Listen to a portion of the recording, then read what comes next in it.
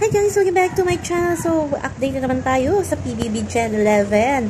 Ito na nga, magpartner pala itong si JM at si Fiang. Akala ko si Jazz at si JM ang ipapartner ni Kuya na may posas.